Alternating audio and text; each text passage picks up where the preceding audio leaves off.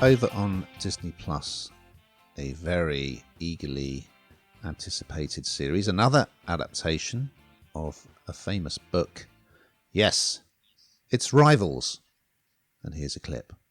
Tony Bannigan. If you don't start spending some of that fortune making decent television, you're going to lose your business. Rupert Campbell Black, champion show jumper put out to pasture. It's an arrogant brat.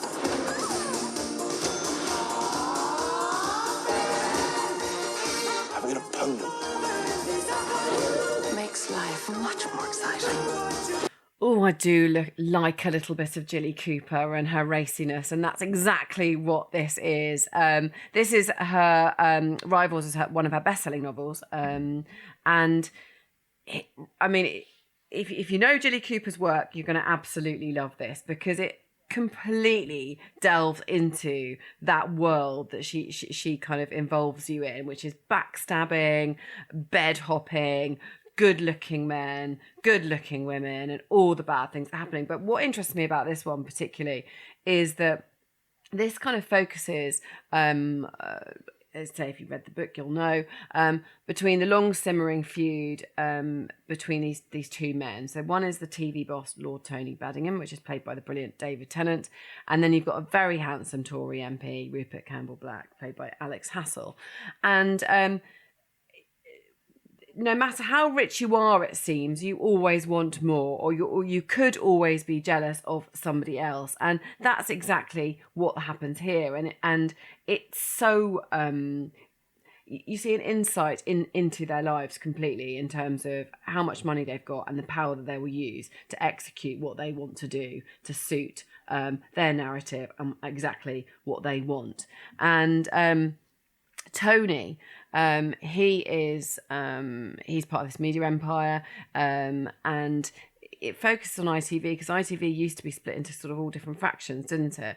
And you kind of see behind the doors of that too. The curtain kind of drops on that too, and he's completely motivated by wealth and power, and is so completely jealous of his rival, Rupert, and he has got this media empire. He's got the option and a platform in which to, try and get the revenge on the man that he really dislikes, because essentially he has it all. And, will he do that? Well, of course, if anyone has read the book again, you will know what happens.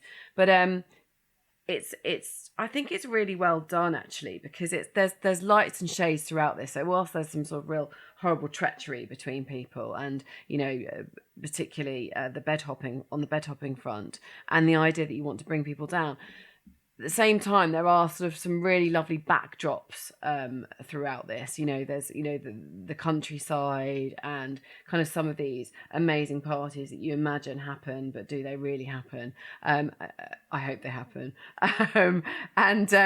It kind of, I think when you read a book read any Jilly Coopers, you've got this, your imagination runs wild. And I think that's probably the hurdle they had to get over with this. And they've certainly got, a cast list to do that, haven't they? With, as I say, David Tennant, you've got Alex Hassel, the brilliant Aidan Turner. Don't worry, you'll get to see his chest again. They've done it well, because I think it could not work if you did it properly, because books like this, your imagination runs wild. You've already got a picture in your mind of what this would look like, and suddenly then it's on the big screen. So I thought it was done very well, very enjoyable. What do you think, Ian? I think I'm going to be out of step with public opinion on this one.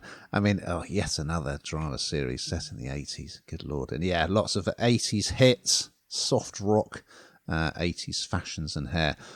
I've not read any Jilly Cooper.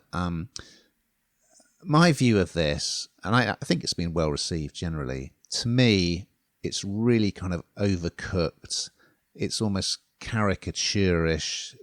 The characters are really two-dimensional. It's kind of cartoonish, really. It's like a throwback to those really kind of glossy, soapy dramas like Dallas and Dynasty. It's almost like a parody of itself. And there's a lot of overacting in it, just because of what the characters are like and what the script is like. So, yeah, I really wasn't a fan at all. And it's almost kind of carry-on-ish.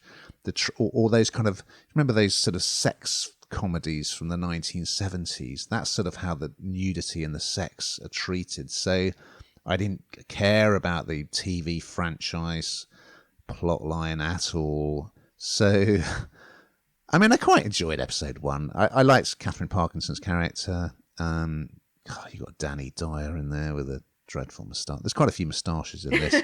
I thought Aidan Turner was good actually as the sort of very abrasive chat show host, and my former upstairs neighbour Rufus Jones features in it as a Tory politician. So it's not for me, but I think it's going to be a massive hit.